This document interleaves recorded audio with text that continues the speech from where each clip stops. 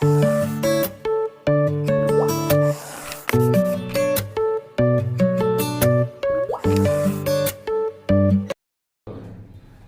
लोग आज देखते हैं फिजिक्स का एकदम छोटा सा और आसान सा थ्योरम दिया है।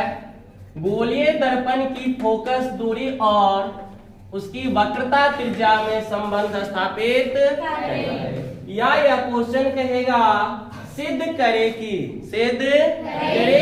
F बराबर R/2 या इसी को देखिए अगर कोना कोनी गुना कर देंगे तो यही होता है R बराबर या यह क्वेश्चन एक अन्य तरीका से भी पूछता है सिद्ध करे कि गोलीय दर्पण की फोकस दूरी उसकी वक्रता त्रिज्या की तो क्वेश्चन घुमा के किसी भी प्रकार से पूछे आंसर इसका सेम होता है। तो चलिए सबसे पहले हम लोग एक दर्पण बनाते हैं। कौन सा दर्पण है ये? अवतल दर्पण। कौन सा दर्पण है? अवतल दर्पण है। और ये इसके मुख्य अक्षिया और ये हो जाएगा ध्रुव। ये क्या हो जाएगी? और ये हो जाएगी वक्रता केंद्र। ये क्या होगी?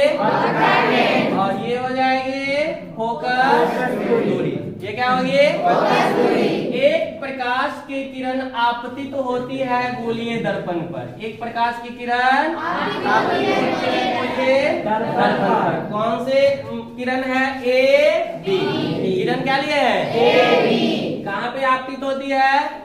गोलीय दर्पण पर। और गौर से देखिए ये मुख्य अक्ष के समांतर है। मुख्य अक्ष के समांतर। और ये कहाँ से होके गुजरेगी? फोकस से होके। कहाँ से होके गुजरेगी? फोकस से होकर गुजर गई।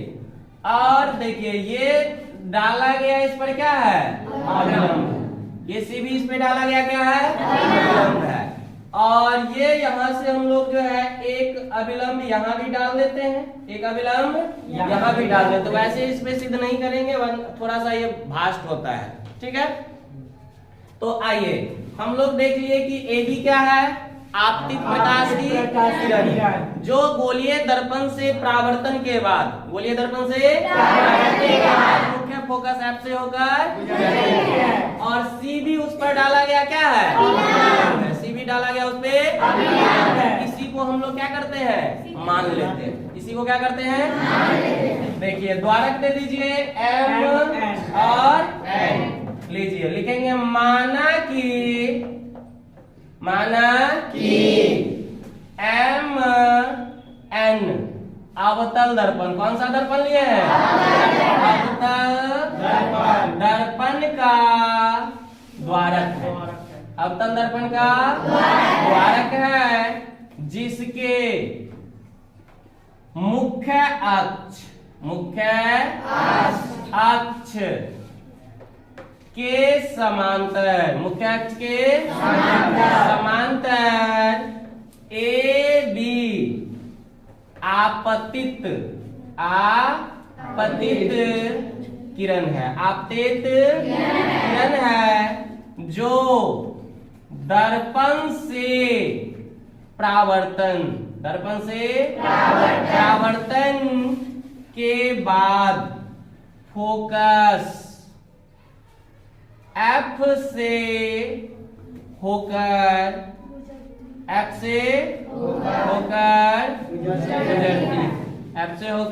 गुजरती। ध्यान दीजिएगा, मानना एकदम ही आसान है। फिगर को याद रखिएगा। AB आपतित प्रकाश की किरण है। AB आपतित प्रकाश की मुख्य अक्ष के क्या है? मुख्य अक्ष के दर्पण से परावर्तन के बाद कहां से होके गुजरती है? दर्पण से परावर्तन के बाद कहां से गुजरेगी? तो अब देखिए अगर ये C भी डाला गया विलंब है तो ये आपतन कोण क्या होगा? R। और ये जो है परावर्तन कोण क्या हो जाएगा?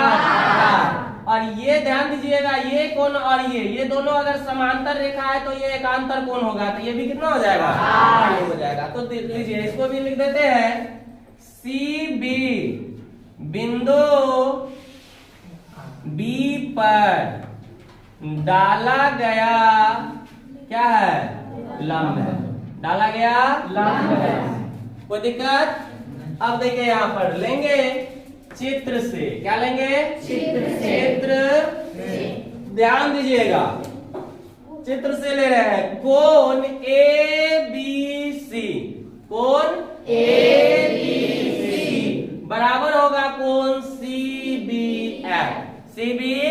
हम लोग पढ़े थे कि आपतन परावर्तन के नियम में ये आपतित किरण और ये परावर्तित किरण है, और ये इस पे डाला गया तो आपतन कोण हमेशा बराबर किसके होगा? परावर्तन कोण के। आपतन कोण बराबर होगा हमेशा परावर्तन कोण के। आपतन कोण बराबर क्या होता है?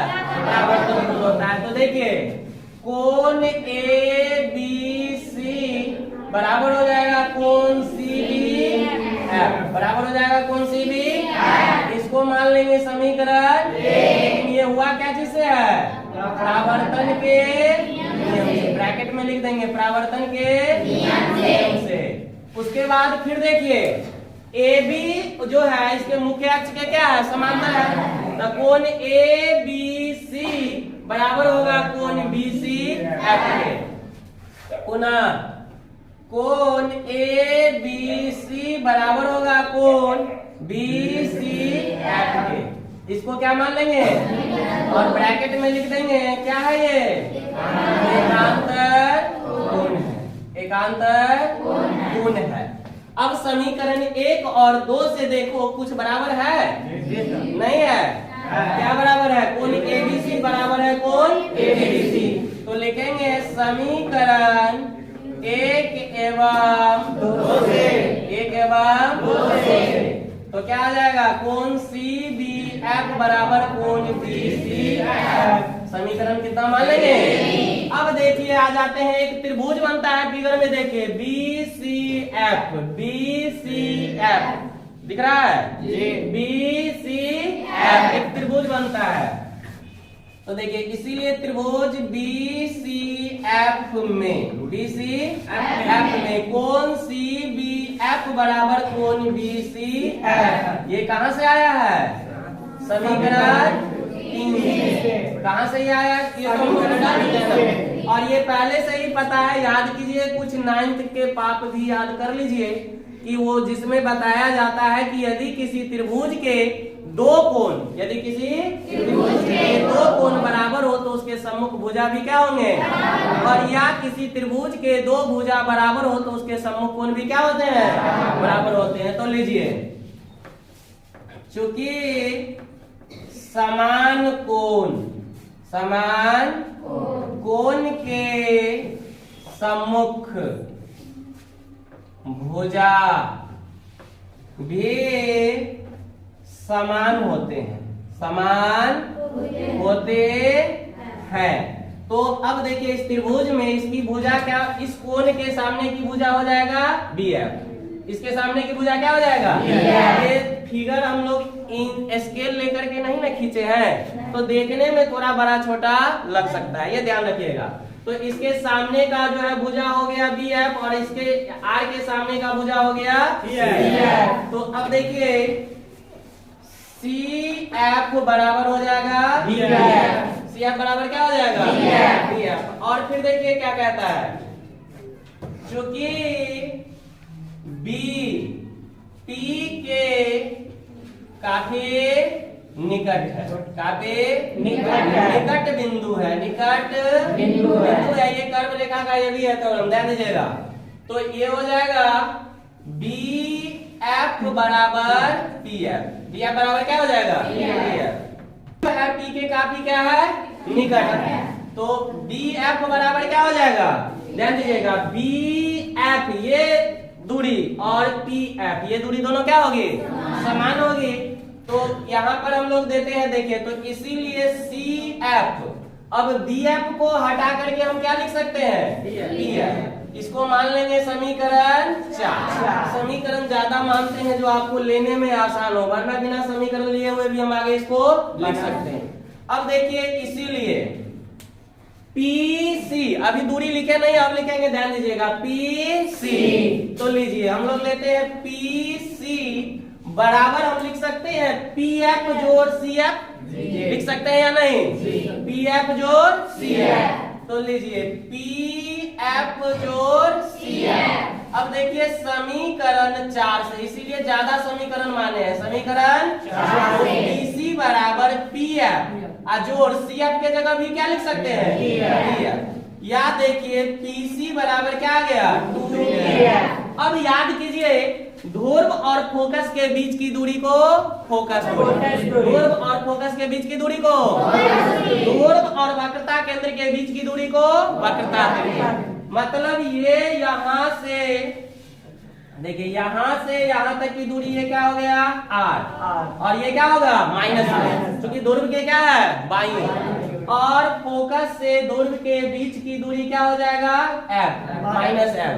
क्यों? ध्रुव के है बाईं। अब वह मान बैठा दीजिए, यहाँ लिख देते हैं वैसे PC बराबर माइनस r और PF बराबर माइनस f, तो माइनस r बराबर माइनस 2f, माइनस से माइनस कैंसिल हो जाएगा। अब देखिए r बराबर क्या आ गया?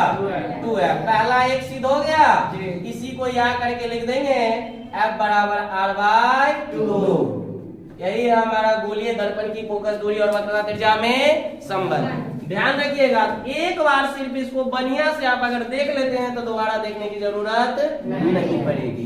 धन्यवाद।